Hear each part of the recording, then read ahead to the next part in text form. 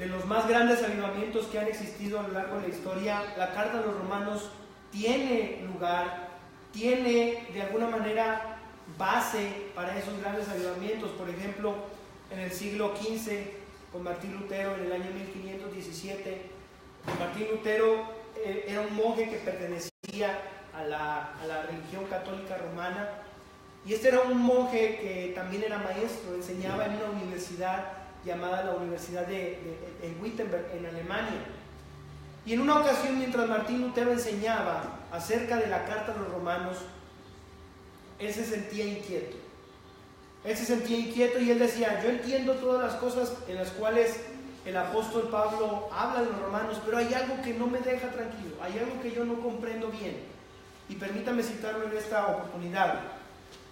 Yo anhelaba en gran manera entender la epístola de Pablo a los romanos, y ninguna cosa se había cruzado en mi camino excepto por una sola expresión. Esta era la justicia de Dios. Porque yo asumí que se refería a aquella justicia por la cual Dios es justo y trata con justicia a los injustos por medio del castigo. Noche tras noche, día tras día, medité en ello hasta que capté la verdad según la cual la justicia de Dios es aquella justicia según la cual, por medio de la gracia y la pura misericordia, Él nos justifica por la fe. A partir de entonces sentí que yo mismo había vuelto a nacer y que acababa de pasar por las puertas abiertas del paraíso.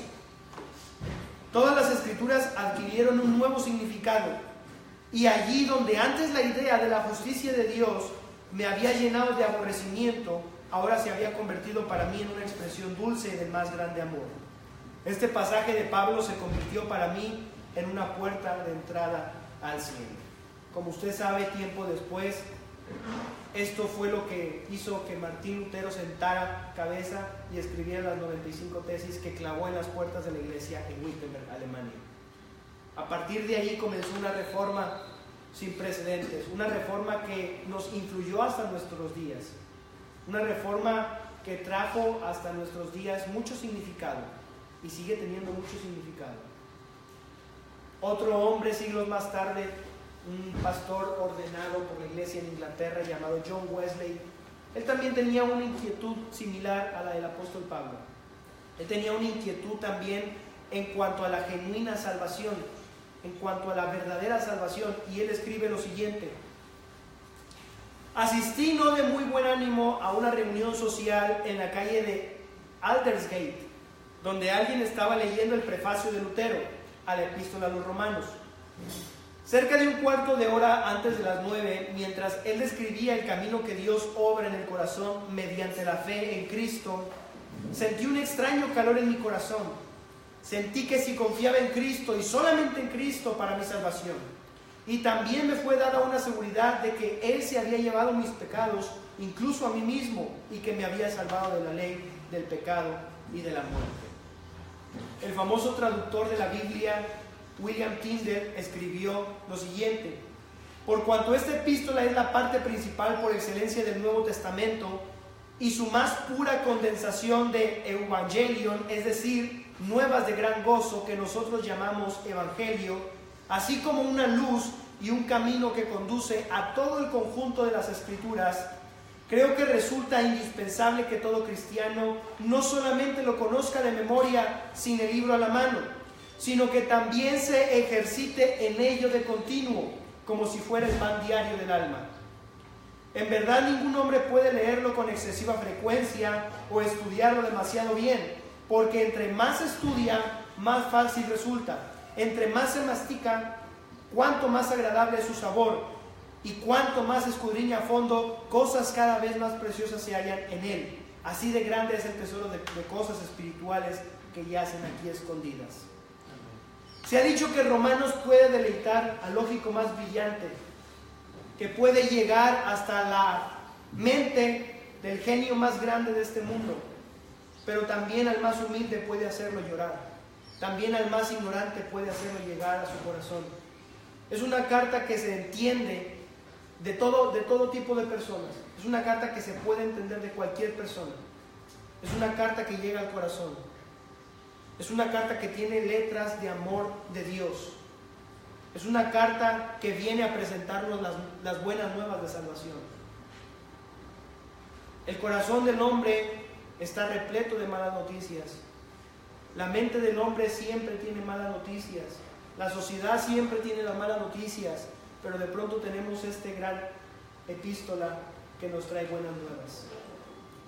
En el momento en el cual nosotros estamos pasando por una aflicción, la carta de los Romanos nos recuerda las buenas nuevas que tenemos. La carta de los Romanos es la carta, si se pudiera decir,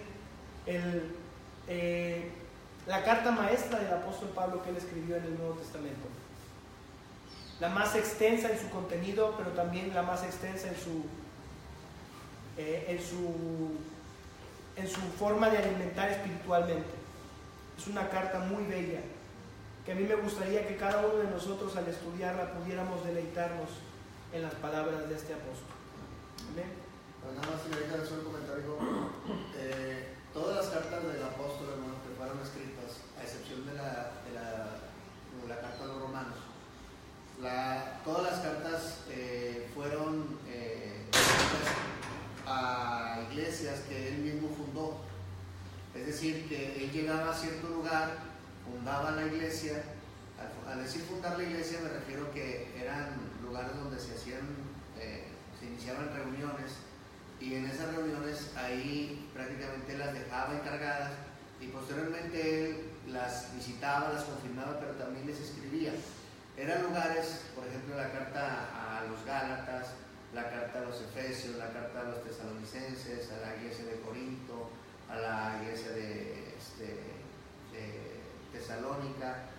Eran iglesias que él mismo había fundado y que estaba confirmando, y a través de las cartas eran como visitas para él, para saber cómo estaban, o también dejarle saber cómo iba él en la cuestión de la obra. La carta a los Romanos, a diferencia de los demás, la carta a los Romanos era algo distinto, porque él nunca había visitado Roma. ¿Ok, hermanos? Entonces, en las cartas, más que confirmar la fe, era prácticamente el propósito de la carta era presentar el Evangelio por primera vez.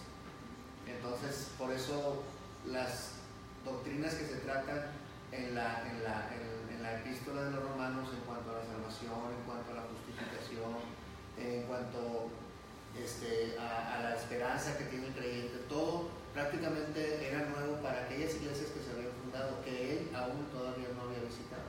Entonces, por eso él, inclusive en el capítulo 1, versículo 16, dice: porque no me avergüenzo del Evangelio. Es decir, lo quiere presentar de una forma expositiva, y lo hace, como dice Brian, lo hace de manera muy linda en la carta, tanto así que ha llamado el interés de muchos teólogos, mucha gente de Dios, y por eso yo le invito, hermano, a que aprenda de esta carta, venga a la escuela dominical, va a ser una enseñanza bien hermosa, sobre todo porque le va a ayudar a usted mucho en cómo exponer el Evangelio. Amén. Hay quien dice: hermano, es que yo no sé presentar el Evangelio, o yo no sé cómo llegar a una persona, yo no sé qué temas tratar. A veces, hermano, puede haber lagunas en el mismo cristiano, pero la carta de los Romanos nos ayuda a fortalecer esa parte, que nos ayuda a presentar de una forma muy clara a una persona, ¿verdad? O a una familia. Entonces es bien importante que tenga sus apuntes, tráigase su libreta, déle importancia, hermano, a la palabra del Señor. No lo vea como algo que, bueno, pues este es un tiempo que voy a estar en la escuela dominical. O sea, déle importancia a la palabra del Señor, créanme. Yo sé por qué se lo digo por experiencia. Nunca será en vano lo que usted aprende la palabra del Señor. Entonces yo le invito a que haga un esfuerzo no ordinario. Dejemos atrás lo ordinario lo hace la gente del mundo. Usted y yo somos hijos de Dios, somos pueblo del Señor, debemos identificarnos como tales. Entonces, en eso se identifica la gente de Dios, ¿no? Gente que no solamente pone un esfuerzo normal, sino extraordinario para aprender de la palabra del Señor. Amén. Así es. Como veremos más adelante en cuanto al propósito de la carta a los Romanos, ahora solo simplemente quiero sentar bases. Quiero decirle a usted qué es lo que contiene en su totalidad la carta a los Romanos. En ella se responden las preguntas más importantes que se pudieran hacer de cualquier tipo de persona. Preguntas como: ¿Jesús es Dios en realidad? ¿Cómo es Dios? ¿Cómo puede Dios enviar personas al infierno? ¿Por qué los hombres rechazan a Dios y a su Hijo Jesucristo? ¿Por qué hay religiones falsas e ídolos? ¿Cuál es el pecado más grande del hombre? ¿Por qué existen las perversiones sexuales, el odio, el crimen, la deshonestidad y todos los demás males en el mundo? ¿Y por qué las personas no quieren saber nada de Dios? ¿Cómo puede una persona que nunca ha escuchado el Evangelio tener responsabilidad espiritual? Eso es muy importante. ¿Existe alguna ventaja espiritual en el hecho de ser gentil o en el hecho de ser judío? ¿Quién es un judío verdadero? ¿Existe alguna ventaja espiritual en el hecho de ser judío? ¿Qué tan bueno es el hombre en sí mismo? ¿Cuán malvado es el hombre en sí mismo? ¿Acaso alguna persona puede guardar las leyes de Dios a la perfección? ¿Cómo puede una persona saber que es un pecador? ¿Cómo puede un pecador ser perdonado y justificado por Dios? ¿Cuál es la importancia de la muerte de Cristo? ¿Cuál es la importancia de su resurrección? ¿Cuál es la importancia de su vida presente en el cielo? ¿Por quiénes murió Cristo? ¿De dónde pueden encontrar los hombres paz y esperanza real? ¿Cómo están relacionados todos los hombres espiritualmente con Adán y espiritualmente con Cristo? ¿Cómo muere espiritualmente una persona y cómo nace de nuevo? ¿Cuál es la relación del cristiano con el pecado? ¿Qué tan importante es la obediencia en la vida cristiana? ¿Por qué vivir la vida cristiana es una lucha tan grande? ¿Cuántas naturalezas tiene un cristiano? Y así muchas preguntas muy importantes también en cuanto al Espíritu Santo. ¿Qué hace el Espíritu Santo por un creyente? ¿Qué tan íntima es la relación de un cristiano con Dios? ¿Por qué existe el sufrimiento? ¿El mundo alguna vez va a ser diferente? ¿Cómo pueden orar adecuadamente los cristianos? ¿Cuál es el plan actual de Dios para Israel en el futuro? ¿Cuál es el futuro de Israel? ¿Por qué y para qué han sido escogidos los gentiles por Dios?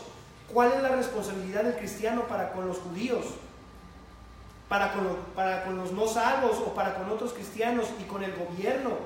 ¿Qué es amor genuino? ¿Cómo funciona el amor? ¿Qué deben hacer los cristianos frente a cuestiones que no son correctas e incorrectas en sí mismas? ¿Qué es la libertad verdadera? ¿Qué tan importante es la unidad en la iglesia? Y este tipo de preguntas son las que pudiéramos pensar que son más importantes y son respondidas o contestadas en la carta a los Romanos. En su contenido, conforme avancemos, domingo tras domingo nos vamos a dar cuenta de cuán rica es esta carta y cuán maravillosa es esta carta. Romanos también habla sobre aspectos morales como adulterio, fornicación, homosexualismo, odio, homicidio, mentira, desobediencia civil. Habla sobre cuestiones intelectuales, enseñando que el hombre natural se confunde a causa de tener una mente reprobada. Habla en términos sociales al mostrarnos cómo debemos relacionarnos unos con otros. Habla en términos psicológicos, indicándonos cuál es la verdadera solución a la libertad de la carga de la culpa. ¿Cuál es la verdadera solución?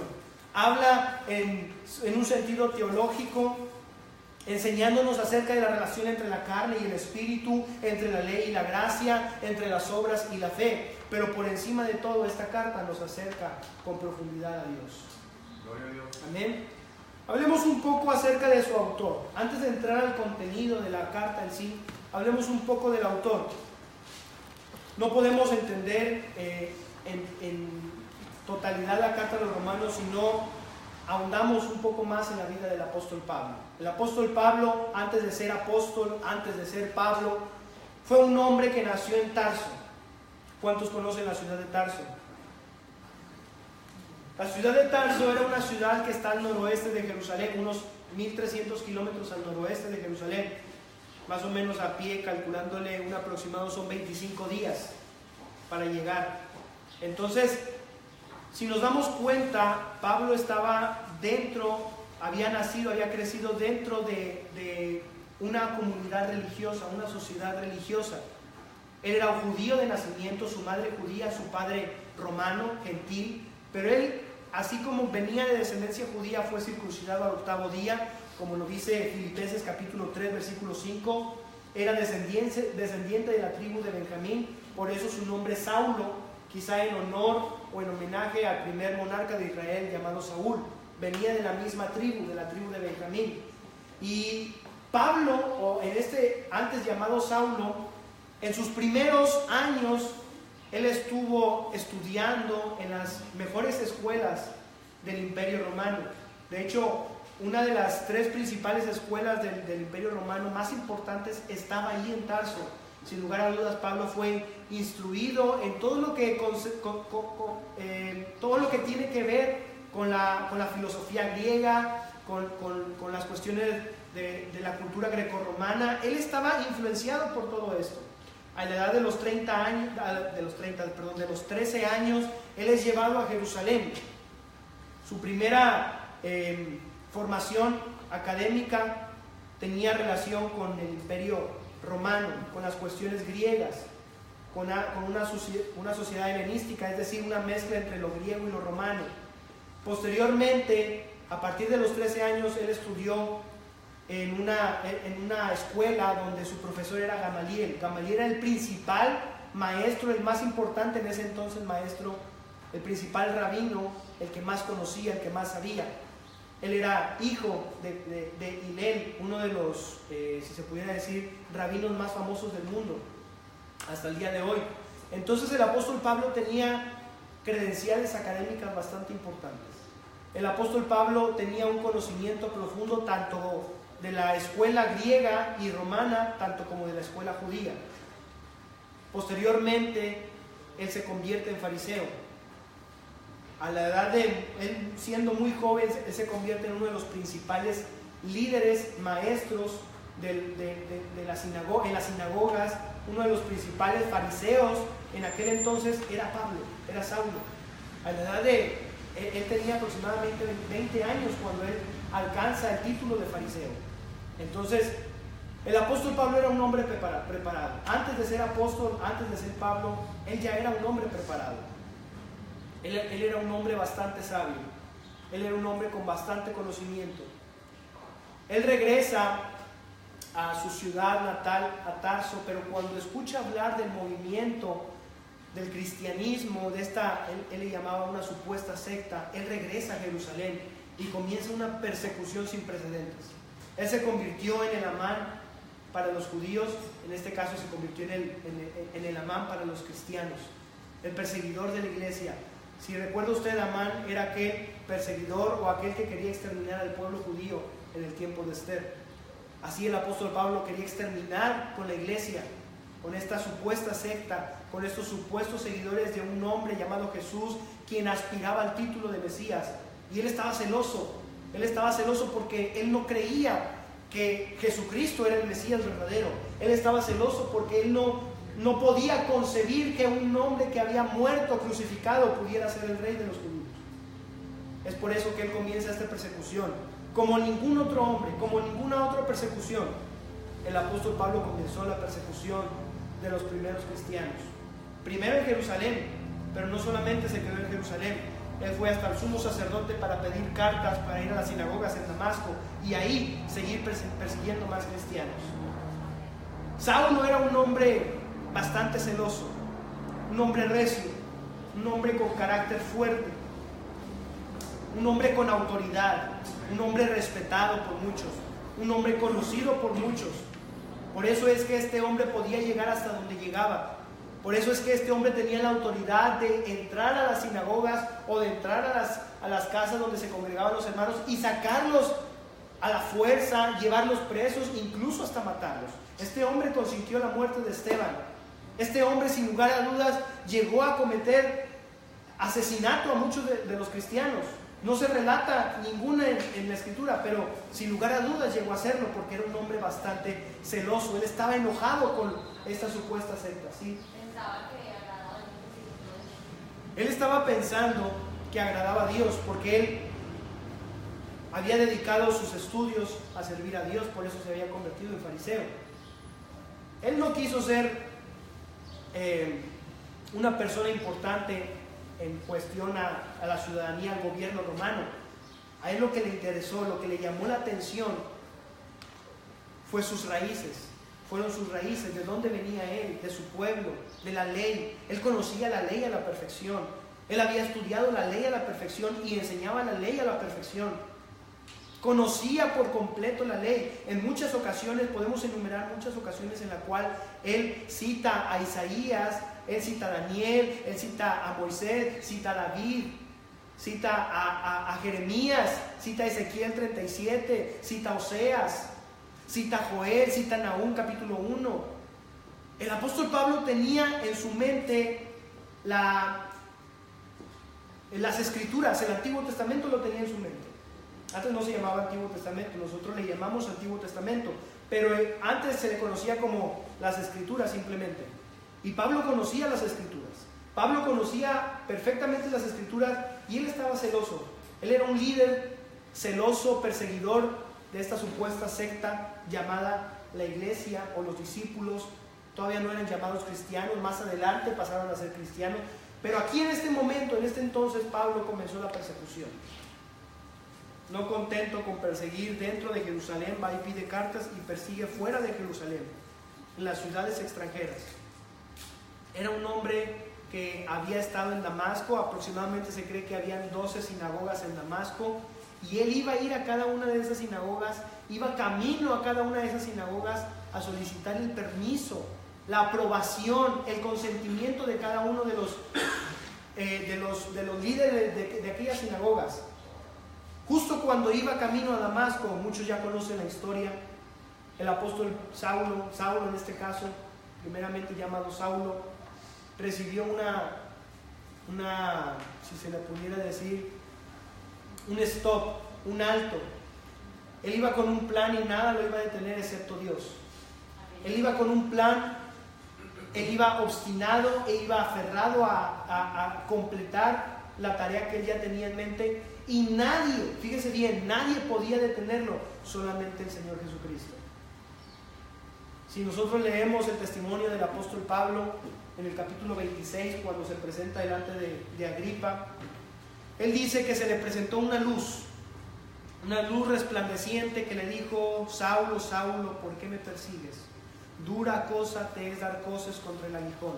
Ahora, dura cosa te es dar coces contra el aguijón. Esa frase era una frase común usada por los griegos.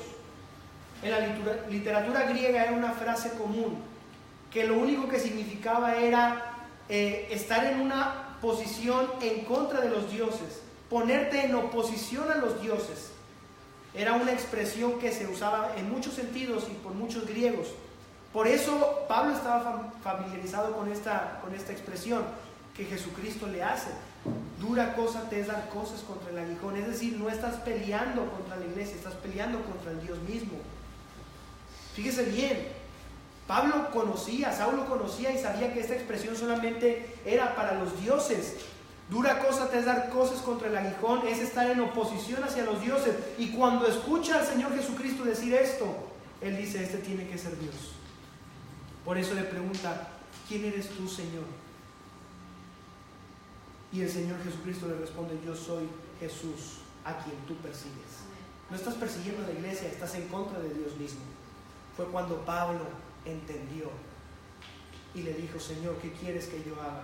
A partir de ese momento él se fue por orden de Dios y estuvo 3 días en ayuno, ciego, orando, pidiendo guianza de Dios. En ese momento Dios habla a otro hombre llamado Ananías para que venga con Saulo,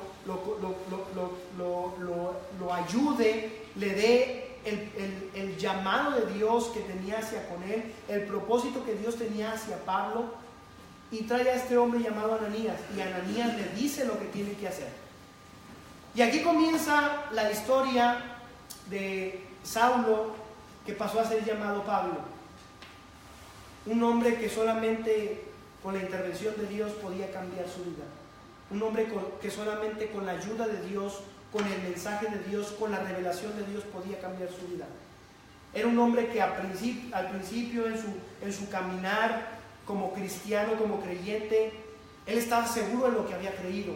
Él no era un hombre como a muchos cristianos que vienen a Cristo y de repente no saben si avanzar, retroceder, detenerse. Este era un hombre diferente, un hombre que quería continuar, que quería crecer, que quería seguir. Era un hombre que cuando hablaba convencía a las personas. Por eso muchos de sus amigos, muchos de sus compañeros creyeron al Evangelio, pero muchos otros no. Muchos otros querían matarle. Muchos otros confabulaban un plan para matar a Pablo, porque Pablo comenzó a predicarles acerca de Cristo. Él estaba tan convencido que iba a las sinagogas Aquellas sinagogas, cuando antes iba a pedir permiso, ahora iba a predicar el evangelio, ahora iba a predicar y dar el testimonio de cómo él había venido a Cristo. Este hombre ahora iba a predicar a Cristo. Y llegaba a las sinagogas y predicaba, y la gente decía: ¿por qué este hombre, si era un hombre celoso quien al principio perseguía a la iglesia, ahora nos está predicando a Cristo crucificado, ahora nos está predicando el evangelio? Y ellos pretendían matar a Pablo. En una ocasión, cuando confabulaban matarle, los apóstoles, los hermanos en Cristo, tienen que bajar a Pablo a través de un muro con una canasta. Pablo posteriormente se va. En su preparación, se le pudiera llamar el seminario divino. Él se va, según Gálatas 1:11 al 17, se va a Arabia. Y en Arabia él recibe la revelación divina de todas sus enseñanzas.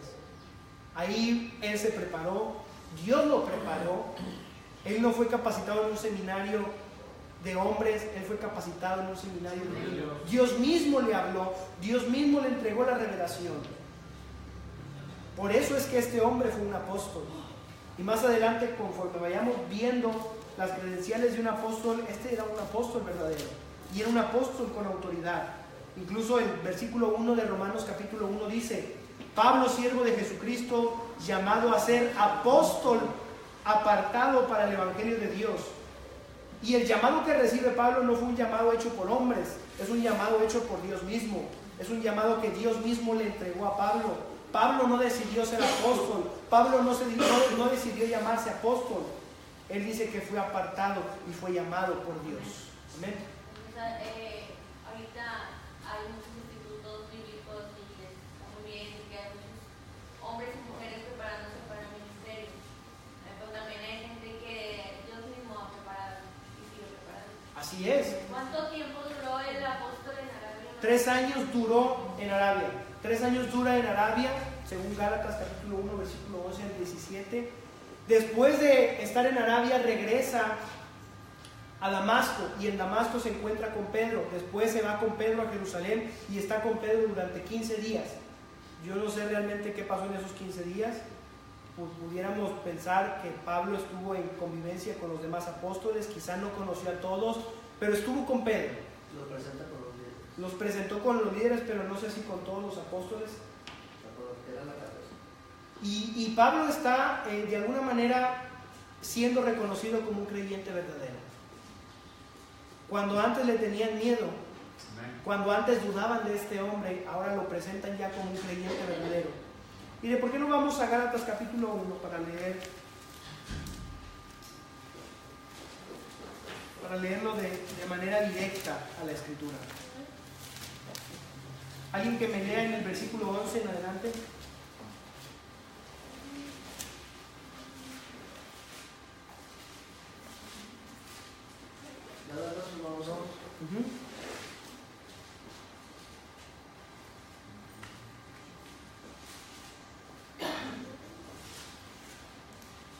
Dice: mas os hago saber, hermanos, que el evangelio anunciado por mí no es según hombre, pues yo ni lo recibí ni lo aprendí de hombre alguno, sino por revelación de Jesucristo. Porque ya habéis oído acerca de mi conducta en otro tiempo en el judaísmo, que perseguía en sobremanera a la iglesia de Dios y la asolaba. Y en el judaísmo aventajaba a muchos de mis contemporáneos en mi nación, siendo mucho más celoso de las tradiciones de mis padres. Pero cuando agradó a Dios, que me apartó desde el vientre de mi madre y me llamó por su gracia, revelar a su Hijo en mí, para que yo predicase entre los gentiles, no consulté enseguida con carne y sangre, ni subí a Jerusalén a los que eran apóstoles antes que yo, sino que me fui a Arabia y volví de nuevo a Damasco. Después, pasados 3 años, subí a Jerusalén para ver a Pedro y permanecí con él 15 días, pero no vi a ninguno de los otros apóstoles sino a Jacob, el hermano del Señor. En esto que os escribo, he aquí delante de Dios que no miento. Después fui a las regiones de Siria y de Cilicia, y no era conocido de vista de las iglesias de Judea que eran en Cristo. Solamente oían decir: aquel que en otro tiempo los perseguía, ahora predica la fe que nuestro primo Hasta ahí, bien. Entonces vemos que el apóstol Pablo estuvo 15 días con Pedro. A partir de ahí él continuó la predicación del Evangelio. Él predicó a los griegos, y los griegos, como veían que Pablo tenía contundencia, tenía convicción, tenía autoridad, pues les entró un celo grande que procuraban matarle. Fue ahí cuando supieron los hermanos en Cristo del apóstol Pablo, se enteran que los griegos quieren matar al apóstol Pablo. Fue cuando lo envían a Cesarea, y de Cesarea fue enviado nuevamente a Tarso, a su ciudad natal. En Tarso, sin lugar a duda, predicó el Evangelio. En Tarso, sin lugar a duda, fundó iglesia, no solo en Tarso, en su camino a Tarso, en Siria, en Cesarea. Según Hechos, según Lucas nos relata que el apóstol Pablo tiempo después, años después, iba y confirmaba la doctrina, iba y confirmaba la fe en los hermanos en Tarso, en Cilicia, en Siria. Fue en este tiempo cuando el apóstol Pablo comenzó a predicar el Evangelio en su ciudad natal. Ahora, después de esto, hay un nombre en la historia, aparece un nombre en el relato llamado Bernabé. Bernabé fue un líder también, fue un líder y fue un evangelista con corazón de pastor, al igual que Pablo. Y Bernabé sabe que Pablo está en Tarso. Bernabé va hasta Tarso por Pablo y se lo trae hasta Antioquía. Bernabé estaba en Antioquía ministrando. Va por Pablo y se lo trae a Antioquía. Y los dos, Bernabé y Pablo, comienzan a predicar, a enseñar en Antioquía. Ahora, Antioquía era una de las principales ciudades en donde el cristianismo había crecido en gran manera. La iglesia en Antioquía había crecido en sobremanera grande, que así como la iglesia crecía, Dios levantaba hombres fieles, hombres líderes, pastores, evangelistas, predicadores, maestros, ancianos, diáconos. La iglesia comenzó a formarse en Antioquía. Y así, mientras estos hombres eran llamados por Dios, estos hombres, bajo la instrucción del Espíritu Santo, les dijo: apartadme a Saulo, a Pablo y a Bernabé. Y habiendo ayunado y llorado por ellos, impusieron sus manos y los despidieron y los enviaron a predicar. Estuvieron un año en Antioquía. Después de ese año la iglesia había crecido de manera impresionante. Hombres inspirados por el Espíritu Santo escucharon la voz del Espíritu Santo cuando les dijo: apartadme a Pablo y a Bernabé para la tarea para la cual yo os he llamado. Impusieron las manos sobre ellos y después los enviaron, los despidieron. Y aquí comienza oficialmente el ministerio del apóstol Pablo hacia con los gentiles, hacia con los griegos, hacia con todos aquellos que no eran judíos. Ahora, esto es un poco de la vida. Hermanos, el lugar de Antioquía, para que lo puedan relacionar, Antioquía fue el lugar donde se les llamó por primera vez cristianos. ¿Alguien sabe dónde es eso, no?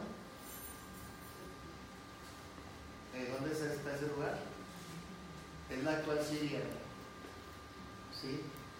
Es la actual Siria, donde precisamente hay guerra, ¿sí? Esa es una ciudad de Siria, Antioquía. Nada más para que lo considere. Ahí en ese lugar donde ahorita está precisamente la guerra, fue donde por primera vez se les llamó cristianos a los discípulos y seguidores del Señor. Así es. Por primera vez a los discípulos se le empezó a llamar cristianos. Y qué título tan más grandioso se nos pudo haber dado. Amén. Le voy a dar una cita como referencia de lo que hemos mencionado, si quiere anotarla. Hechos capítulo 11, versículo 22 al 26.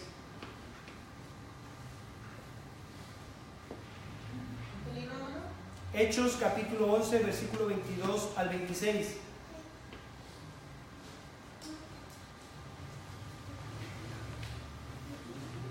Amén. Bueno, aquí entonces comienza el ministerio del apóstol Pablo hacia los gentiles de manera oficial. Ahora, no significa que solamente predicó a los gentiles. Como veremos más adelante, el apóstol Pablo predicó a judíos, a gentiles, a griegos, a bárbaros, a no bárbaros, a todo tipo de personas. El apóstol Pablo predicó el Evangelio de Jesucristo, diciendo que Dios no hace acepción de personas. Para Dios no hay diferencia entre hombre y mujer, griego, judío, bárbaro. Para Dios no hay diferencia, el Evangelio es para todos. Amén. ¿En qué lugar y en qué tiempo se escribió la carta a los romanos? Hemos visto un poco acerca de la biografía del apóstol Pablo, pero ahora veremos ya la carta a los romanos, en qué tiempo y en qué lugar se escribió. Recuerde, si no sabe, recuerde que el apóstol Pablo hizo 3 viajes misioneros, en los cuales usted los puede encontrar en el Hechos capítulo 13, versículo 4 al 21. Ahí puede ver los informes de esos 3 viajes que realizó el apóstol Pablo, ya como apóstol, ya como ministro de Dios. Ya. Hechos capítulo 13, versículo 4 al 21. Pero después de estos 3 viajes misioneros, él hace un último viaje a Roma. Fue cuando lo citan para una audiencia ante César, que él hace un viaje a Roma. Pero en los primeros 3 viajes, él comenzó a predicar el evangelio. Y cuando usted mira la narración en Hechos capítulo 13, versículo 4, se da cuenta que este hombre era inalcanzable. Que era un hombre que parecía que no se cansaba. Era un hombre que tenía una tarea específica y nada lo iba a distraer de esa tarea. Amén. Fue cuando realiza su tercer viaje misionero, que se encuentra en una ciudad llamada Corinto. Fue ahí cuando escribe la carta a los romanos. Amén. Corinto era una ciudad portuaria principal de lo que se conocía como Acaya, al sur de Grecia, pertenecía a Grecia. Y él estando en Corinto, posiblemente en la casa de Gallo, él estando en Corinto escribe estas palabras. Esta carta él escribe a los romanos, como decía nuestro pastor. Él no había visitado Roma, nunca, no conocía personalmente, físicamente a los hermanos de Roma, pero vemos que el amor que tenía hacia ellos no se basaba en si los conocía física o personalmente o no. El amor que tenía hacia ellos se basaba porque Cristo y el amor de Dios había sido derramado en su corazón. La cita de esa de Espíritu Santo. Romanos 15, 26. Romanos 15, 26, Pablo escribió la carta dirigida a la iglesia en Roma, la manda por una sierva llamada Febe. Febe era, si se puede decir, ciudadana de Corinto. Ahora, Corinto era una ciudad próspera, era una ciudad rica, era una ciudad principal, pero también era una ciudad depravada. Era una ciudad donde había mucha maldad. Por eso es que el apóstol Pablo llegó a ir a Corinto 3 veces, y en esas 3 veces no perdía el tiempo. Esas 3 veces el apóstol Pablo predicó el evangelio de formas que usted ni se imagina. Era una ciudad que tenía mucha maldad, por eso es que Pablo tenía que repetir las mismas cosas muchas veces. Entonces dijimos que en Romanos 15, 26 se dice, se da la referencia que Pablo escribe la carta en Corinto dirigida a la iglesia que está en Roma. Amén. Amén. Ahora, muchos comentaristas, historiadores datan la fecha en la que fue escrita esta carta. Muchos varían, las fechas varían. Yo personalmente me inclino más a que fue escrita por el año 58 después de Cristo, principios del 58 después de Cristo. Otros dicen que fue en el 56, otros que fue en el 57, otros más atrevidos dicen que fue en el 51 o en el 52. Pero el apóstol Pablo, no importa en qué fecha lo escribió, lo importante es que su contenido era un contenido divino. Muchos dicen que la carta del apóstol Pablo a los romanos era una carta inmadura, una carta donde el apóstol Pablo apenas estaba comenzando. No es cierto. Cuando Pablo escribe Romanos ya era un hombre maduro en la fe. Era un hombre bastante sabio en la fe, que conocía perfectamente. ¿Por qué? Porque Dios mismo le había enseñado. Amén. Ahora, como decía el pastor, Pablo no había estado nunca ahí en Roma. Ni Pedro tampoco, como dice la enseñanza de la Iglesia Católica. Ningún otro apóstol había visitado Roma. Seguramente, lo más seguro es que los cristianos en Roma llegaron a ser cristianos porque había muchos judíos viviendo en Roma. Que cuando fue la fiesta del Pentecostés, estos judíos ciudadanos de Roma fueron hasta Jerusalén para las fiestas del Pentecostés. Y fue allí cuando ellos vieron en el derramamiento del Espíritu Santo, las señales que el Espíritu Santo dio a muchos hombres que comenzaban a hablar en las lenguas nativas de ellos. que comenzaron a predicar el Evangelio, cuando Pedro da su primer discurso, que 3,000 almas se convirtieron al Señor Jesucristo. Sin lugar a dudas, dentro de esos 3,000 judíos, o hombres, o griegos, o prosélitos que se convirtieron a Cristo, eran ciudadanos de Roma. Regresan a Roma convertidos a Cristo. Y así es como comenzó la iglesia en Roma. Por eso podemos ver la referencia en Romanos 15:20. Romanos 15:20, fíjese lo que dice, contrario a lo que enseña la iglesia católica. Y de esta manera me esforcé a predicar el Evangelio, no donde antes Cristo fuese nombrado, por no edificar sobre ajeno fundamento. Es decir, nadie había predicado aún en Roma, sino el apóstol Pablo. ¿Sí? ¿Hechos o Romanos? Romanos. Dije Hechos, perdón. Romanos 15:20.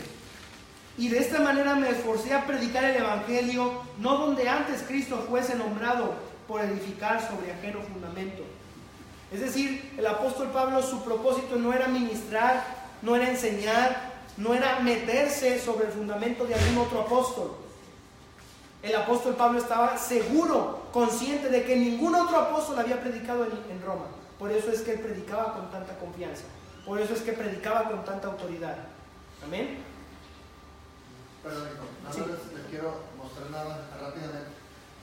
Ahora tengo la oportunidad de ser un poquito más ilustrativo, hermano, pero en la parte de cuando Pedro estas eran las regiones del oriente, hermano. Si usted alcanza a ver el mapa, no lo alcanza a ver, pero aquí está Jerusalén, ¿sí? Entonces, en Lucas, el autor del libro de los Hechos, hace un detalle muy hermoso al decir de dónde habían visitado Jerusalén, porque los judíos estaban en muchas colonias, aunque estaban bajo el Imperio Romano, había muchas colonias judías alrededor de todo el mundo conocido. Es decir, había gente desde Cirenaica o Cirene, que prácticamente es la parte norte, hermanos, de acá del continente africano, la parte de Libia, acá en esta parte del sur del Mediterráneo, está Egipto, ¿sí? Fíjense desde dónde estaba la gente visitando Jerusalén, desde Arabia, desde Judea, desde Meda, desde Parta, de Mesopotamia, Capadocia, el Ponto, Asia, Frigia, Panfilia, toda esa parte alrededor del Mediterráneo habían ido hasta Jerusalén. Entonces, cuando ellos, dice el hermano Brian, escuchan el Evangelio, se convierten, ellos, por eso es el esparcimiento más hermoso que se puede documentar en el libro de los Hechos, cuando el apóstol narra esto, predica el Evangelio y dice, esto es lo que dice el profeta Joel. Entonces, cuando ellos llegan, no era gente cualquiera, hermano, era gente culta, gente que tenía los medios y estudiaba la escritura, lo que era el Antiguo Testamento. Entonces, cuando ellos oyeron hablar de Joel, les llega prácticamente el convencimiento del Espíritu Santo, se convierten al Señor de una forma muy clara, porque ellos sabían lo que significaba esa profecía del libro de Joel. Entonces ellos llegan y al tiempo que subieron no se van inmediatamente, sino que reciben cierta enseñanza, cierta doctrina, y ellos son enviados a sus lugares de origen. Ellos regresan y ellos empiezan a esparcir el Evangelio de una manera bien linda. Entonces, cuando el apóstol llega a muchos lugares, el Evangelio ya estaba siendo predicado allá. ¿Ok, hermano?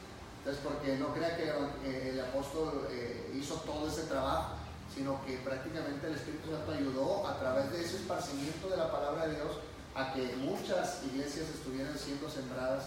Entonces, ya que cuando el apóstol Pablo escribe la carta a los romanos, ya todas esas iglesias eran iglesias, hermanos, que estaban en casas. No crea que había lugares así, como aquí, como nosotros, no. Eran iglesias en casas. Iglesias me refiero a las personas que estaban reunidas en casas. Había muchas casas en Roma que eran utilizadas para congregarse los hermanos. Entonces, a ellos es escrita esta carta donde les expone el apóstol Pablo de una manera más integral lo que es el Evangelio de la Buena Nueva. Amén. Amén. Gracias. Amén. Gracias, hermano. Entonces, cuando Pablo sabe que en Roma no ha sido enseñado, no ha sido predicado, no ha sido compartido el Evangelio, Él se propone a ir. Por eso ahora hemos visto el lugar, y en el tiempo en que se escribió dijimos que en el 58 después de Cristo, aproximadamente en la primavera del 58 después de Cristo, y en el lugar donde dijimos que era Corinto. Corinto era una ciudad principal de ¿qué país? Corinto de Roma. De Grecia. Grecia, al sur de Grecia, lo que se le conocía como la región de Acaya. Era una ciudad portuaria, es decir, estaba a orillas del mar, donde llegaban cargamentos, salían cargamentos. Era una ciudad principal, una ciudad muy próspera, pero una ciudad muy depravada, muy malvada. Amén. De cualquier modo, hermanos, la iglesia que estaba en Roma era una iglesia así, una iglesia que había creído en Cristo de manera genuina, sí, pero era una iglesia que no había sido nunca instruida. Era una iglesia que nunca había sido enseñada por ningún otro apóstol. Nunca había sido instruida por los apóstoles. La predicación del Evangelio y la enseñanza de la palabra no había llegado a Roma. Por eso Pablo estaba preocupado. Por eso Pablo tenía ese mandato de ir a Roma. Por eso Pablo tenía la inquietud de ir a Roma y enseñar la palabra y predicar el Evangelio. Este es el propósito de Pablo escribir la carta a los romanos. Hemos visto parte de la introducción de la carta a los romanos, vimos un poco de la biografía del autor, de Pablo, vimos el lugar y el tiempo en que se escribió. Ahora el propósito por el cual fue escrita esta carta lo encontramos en Romanos capítulo 1, versículo 11. El propósito por el cual Pablo escribe esta carta.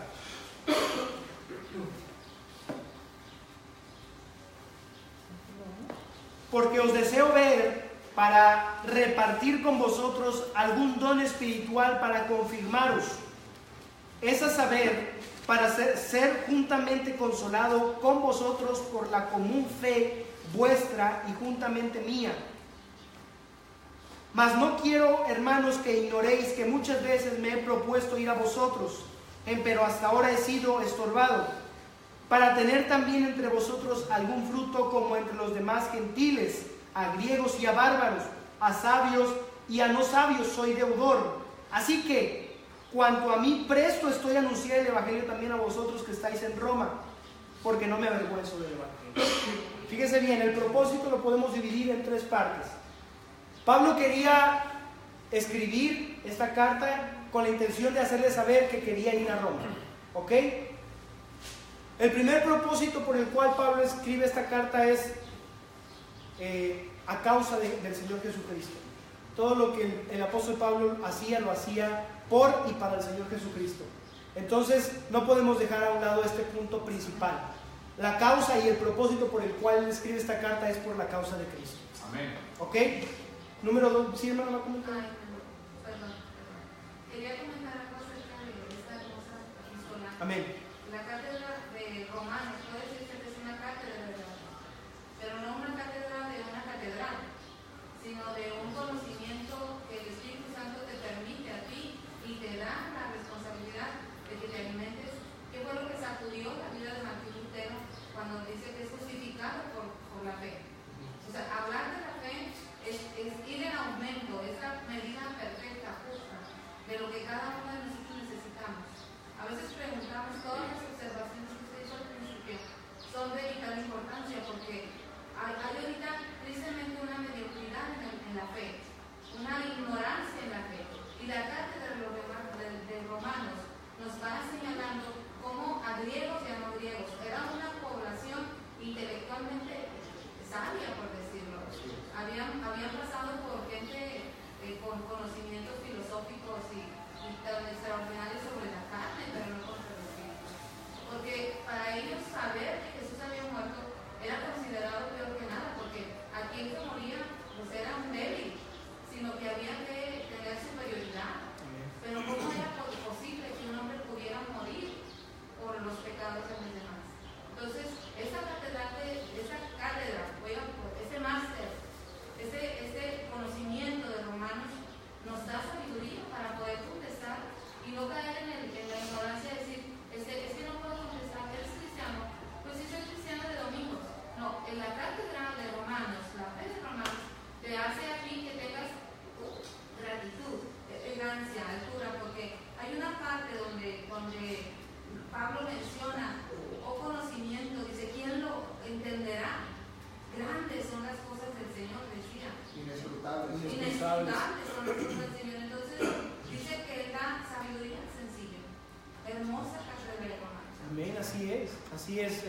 hermosa observación, hermana, gracias.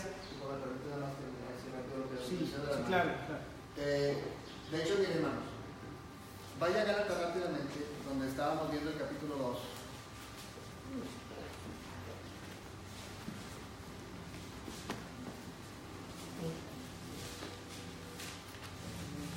Gálatas capítulo 2.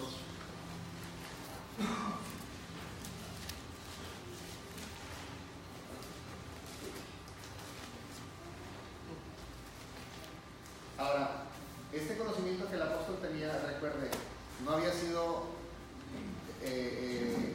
recibido en una escuela, lo recibió directamente por revelación de Jesucristo.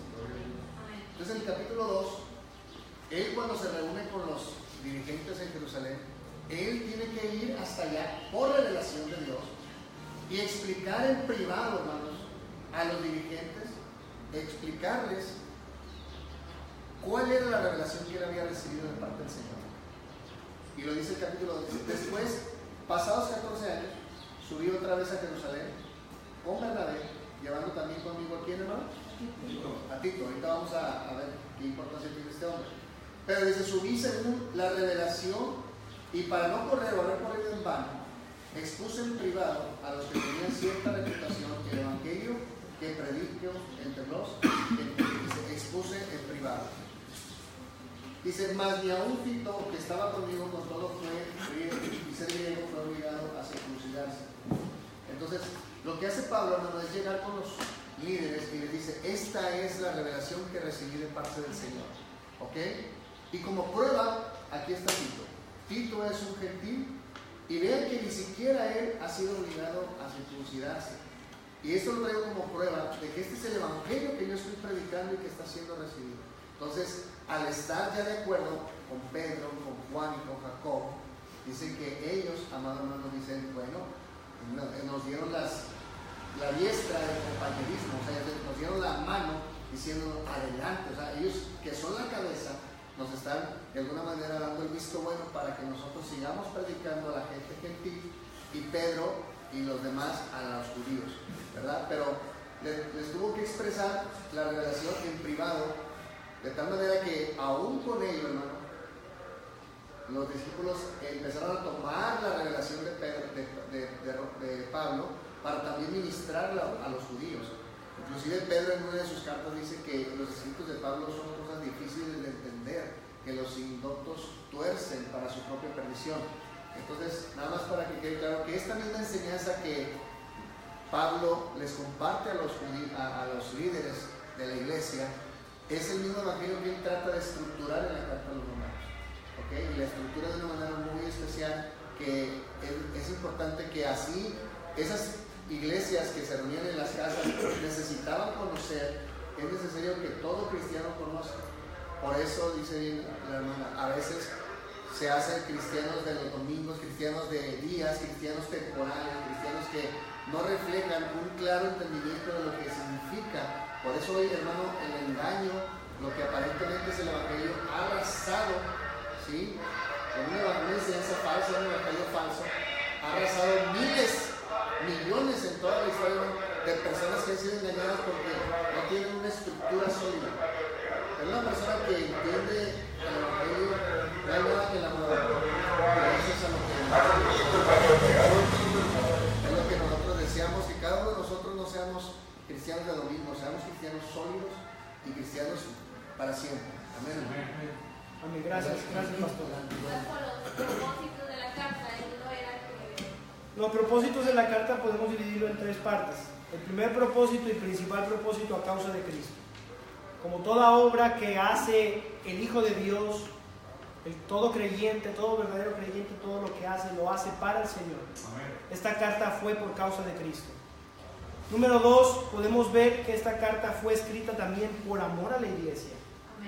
Él amaba a la iglesia, profundamente amaba a la iglesia, y él quería que sus hermanos que estaban en Roma, quien no había conocido aún, él quería que fueran fortalecidos en la fe. Y no solamente para ellos, y el tercer propósito que vemos es que también para beneficio suyo. Él decía, el hecho de que yo vaya a ustedes a Roma no es nada más por ustedes, es también por mí.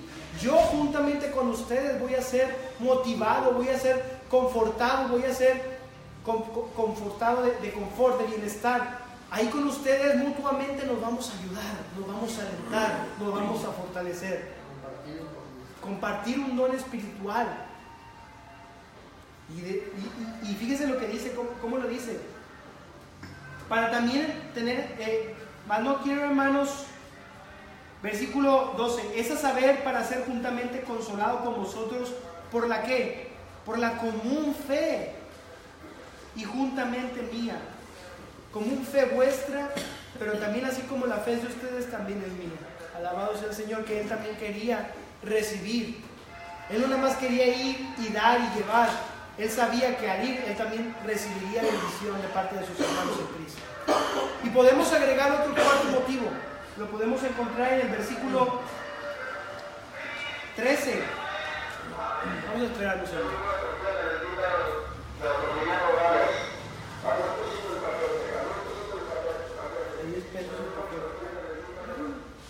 Podemos agregar otro cuarto propósito, es a saber, por amor hacia los perdidos. Él escribe esta carta también por amor hacia los perdidos.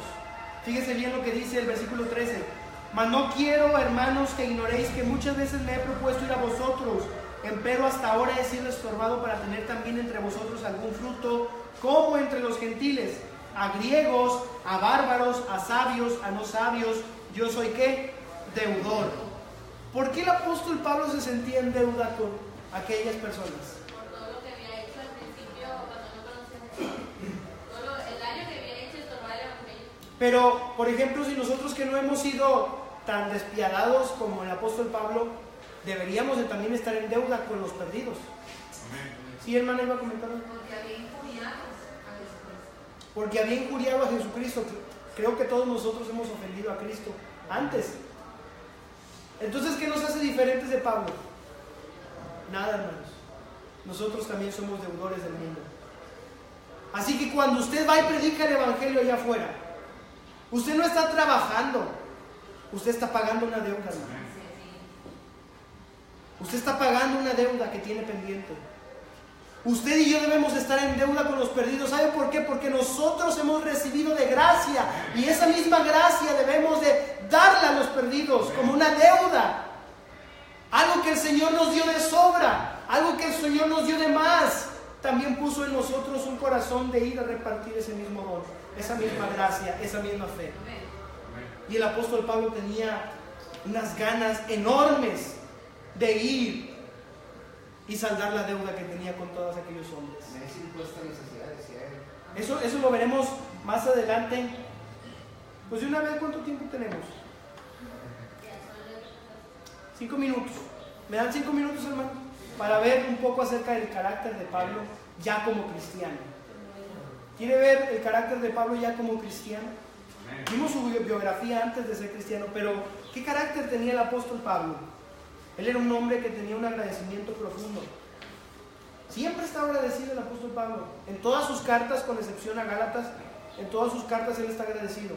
¿Por qué cuando escribe Gálatas no está agradecido? Bueno, pienso yo que estaba un poco molesto con los de Galacia, porque habían desviadose de la fe, se habían llenado de otras doctrinas de ley, doctrinas de obras por la ley, y a lo mejor por ese motivo no les mencionó su agradecimiento. Pero el apóstol Pablo era un hombre agradecido.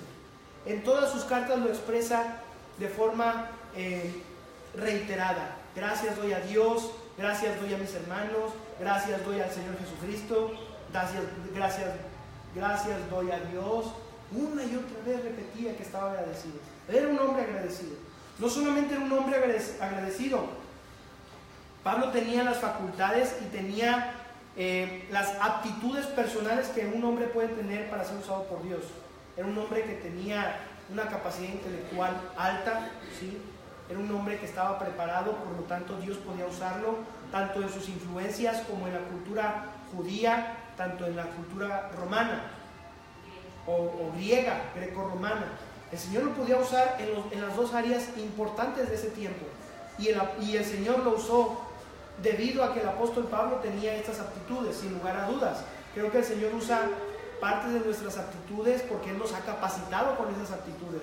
para cumplir su propósito, para cumplir el llamado para el cual Él nos ha encomendado. Cada uno de nosotros tenemos aptitudes que el Señor puede usar para su obra. ¿Sabía usted eso? Usted y yo tenemos aptitudes propias de cada quien. Las aptitudes que yo tengo quizás no las tiene mi hermano Chuy. Las aptitudes que tiene mi hermano Chuy quizás no las tengo yo. Pero que el Señor use esas aptitudes es seguro. El Señor puede usar esas aptitudes. El carácter también. El carácter de cada persona Dios la puede usar también para el ministerio, para la obra, para el evangelismo. Así lo hizo con el apóstol Pablo. Pablo era un hombre agradecido, era un hombre sabio intelectualmente hablando, que Dios usó esa sabiduría que Él mismo le había dado, porque dice que Él lo escogió desde antes, desde que estaba en el vientre de su madre. Entonces Dios ya lo tenía preparado. Así como a cada uno de nosotros Dios nos ha preparado, hermanos. Nos ha dado aptitudes, nos ha dado conocimientos, nos ha dado herramientas para hacer su obra, para hacer su trabajo. Amén. En la carta a los Romanos también, hermanos, vemos que el apóstol Pablo habla con una gran competencia acerca de la cultura judía. Él conocía a la perfección a Abraham, a Isaac, a Jacob, obviamente. Él conocía a perfección las escrituras, como mencionábamos al principio de esta clase. El apóstol Pablo en numerosas ocasiones cita el Antiguo Testamento, principalmente a Isaías, cita a Isaías 57, cita a Isaías 26, en aquella ocasión cuando dice, está escrito, como está escrito, he aquí pongo en Sión piedra de tropiezo y de caída, y todo aquel que creyere en él no será avergonzado. Citando a Isaías, haciendo referencia al Mesías, a Jesucristo. Todo aquel que cree en Jesucristo nunca será avergonzado, no será avergonzado. En otra ocasión citó y dijo, como está escrito, cuán hermosos son los pies de los que anuncian el Evangelio, cuán hermosos son los pies de los que anuncian la paz, de los que anuncian las buenas nuevas. Cuán hermosos son los pies de aquellos que practican el Evangelio. ¿Y sabe qué? Estaba citando al Antiguo Testamento. Él conocía Isaías, precisamente así es. Él estaba citando Isaías 57:7. Isaías 57:7, cuán hermosos son los pies de los que anuncian la paz, de los que anuncian las buenas nuevas. Amén. Él conocía a perfección el Antiguo Testamento, las Escrituras, y su competencia y su conocimiento es plasmado en la carta a los Romanos. En numerosas ocasiones cita a David, cita primero de Samuel, primero de Reyes, Ezequiel, Nahum, cita a Moisés, cita a Moisés.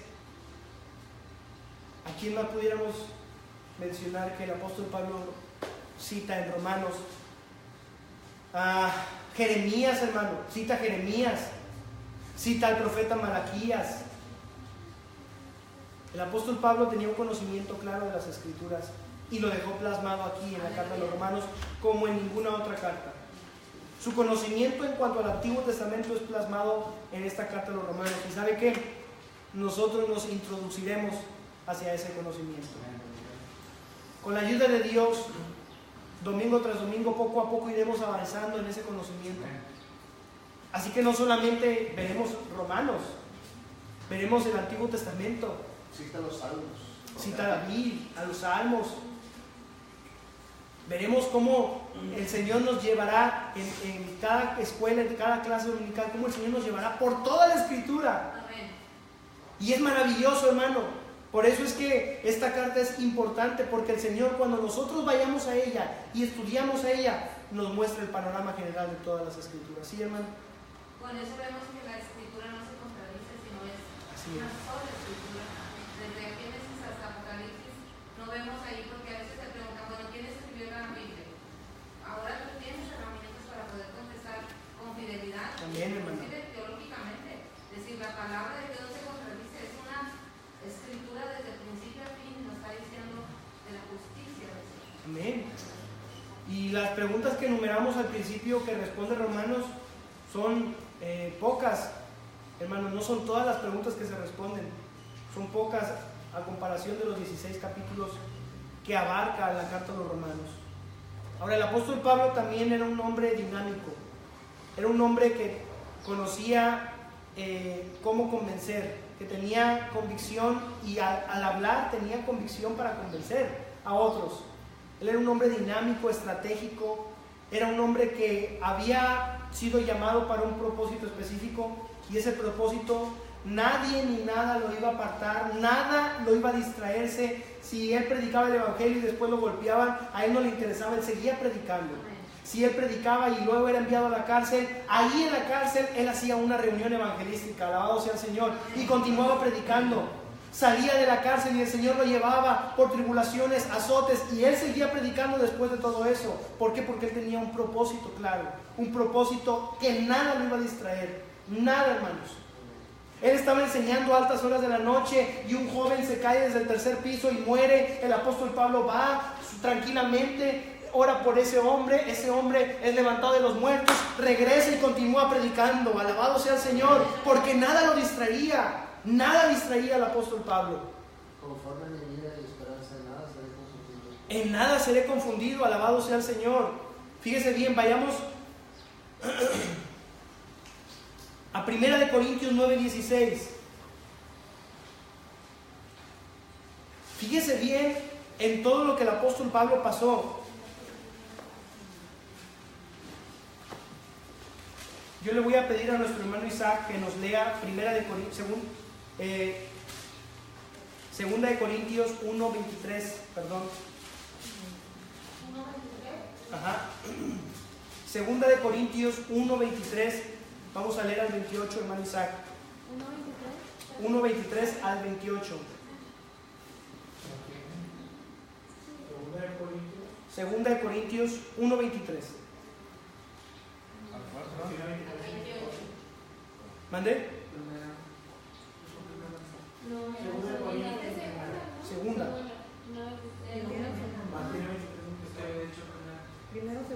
Segunda. ¿Tiene la segunda? Ah, ok, entonces es primera, perdónenme.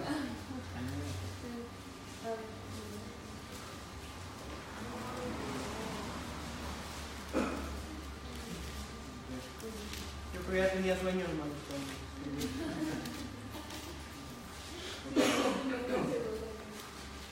Mas nosotros predicamos a Cristo crucificado, a los judíos ciertamente tropezadero y a los... No, hermano, perdón, no es. No es. ¿Qué cita es?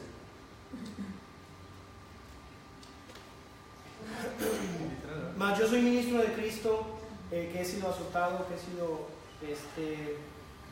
puesto en cárceles, en peligros de muerte muchas veces, de los judíos 5 veces.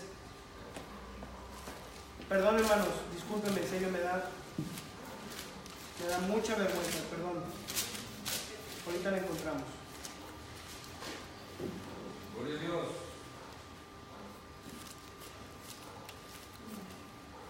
Colosenses, hermanos, vayamos a la segunda carta. No, perdón.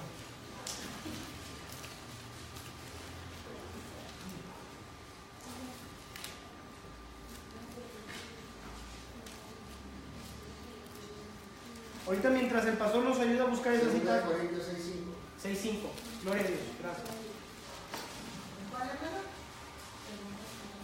Dice 2 Corintios 1:5. Me gusta más la de 12:23.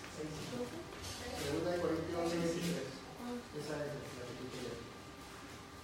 Sí, amén. ¿Cuál es, hermano? Segunda de Corintios 11:23 al 28.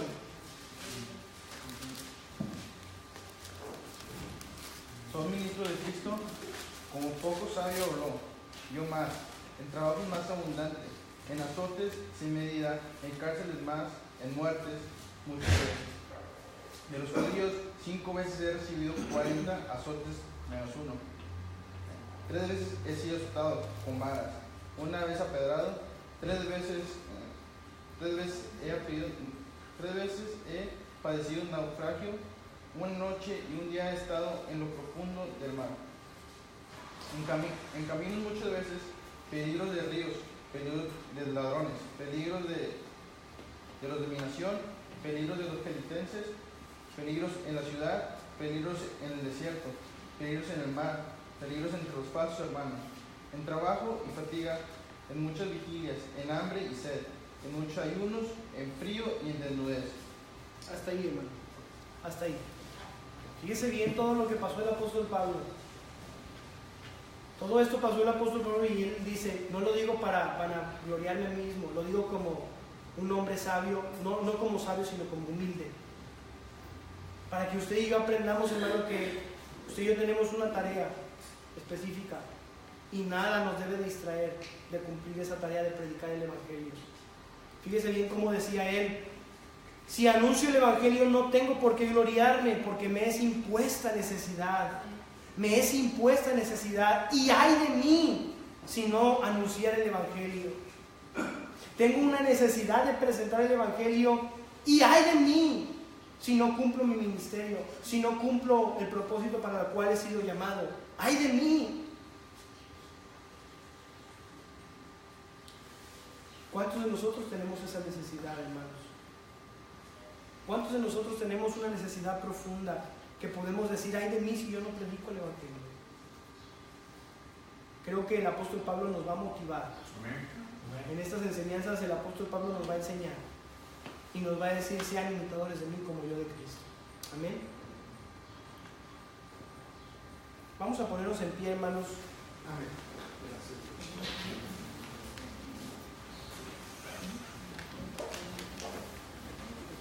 Él era un hombre agradecido, Pablo era un hombre agradecido, era un hombre, intelectualmente hablando, era un hombre sabio, él era un hombre que tenía un amor profundo hacia Dios y hacia sus hermanos y hacia los no hermanos.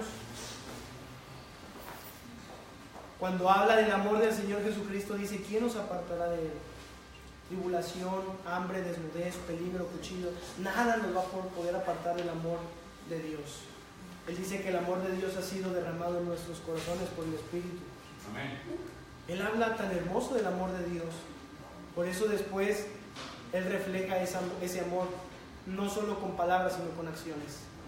Ese amor del cual habla en la carta a los Romanos, conforme visitaba cada una de las iglesias, conforme predicaba el Evangelio, mostraba ese amor con acciones. Amén. Entonces vimos la introducción a la carta a los Romanos, vimos también el autor, vimos un poco acerca del autor de la biografía del apóstol Pablo, vimos el lugar y la fecha en que fue escrita, vimos el propósito, vimos el carácter ya como cristiano del apóstol Pablo. La próxima semana estaremos ya entrando al capítulo 1 de Romanos. La próxima semana ya estaremos viendo, solamente nos tomaremos para el capítulo 1 2 semanas para ver el capítulo 1, lo dividiremos en 2 clases, del versículo 1 al 7 veremos la primera clase la próxima semana y del versículo 8 al 32 la semana posterior. Amén. Así es como dividiremos el capítulo 1 de Romanos. Así que yo le invito a que no falte, hermano. Venga, que seremos bendecidos y aprenderemos usted de mí y yo de usted. Amén. Vamos a orar, Padre, en esta bendita tarde por las cosas que nos has enseñado, Señor. Creo que cuando vemos a un hombre que tú usaste mucho, nos quedamos cortos, Señor. Nos quedamos atrás. Y a veces nos sentimos incapaces. Y a veces nos sentimos frustrados, Señor, porque no aprendemos, porque no sabemos, porque no recordamos, Señor. Y entramos en desespero, Señor. Y pensamos que nunca vamos a conocer y que nunca vamos a aprender, Señor. Pero tú vienes con tu Espíritu Santo y nos recuerdas y nos fortaleces. Y nos capacitas y nos envías, Señor. Gracias. Hemos sido tentados a caer en el desespero. Señor, yo he sido tentado a caer en la angustia, Señor, en la aflicción. He sido tentado a caer en el desánimo, Señor. Yo sé que muchos de mis hermanos que están aquí en muchas ocasiones han sido tentados a estar desanimados porque no hay conocimiento de tu palabra, Señor, porque no hay retención de tu palabra, Señor. Líbranos de esa tentación en el nombre de Jesús. Sabemos y confiamos que tu Espíritu Santo nos enseña y Él es nuestro mejor maestro. Gracias por eso, en el nombre de Jesús decimos amén. Vamos a recoger.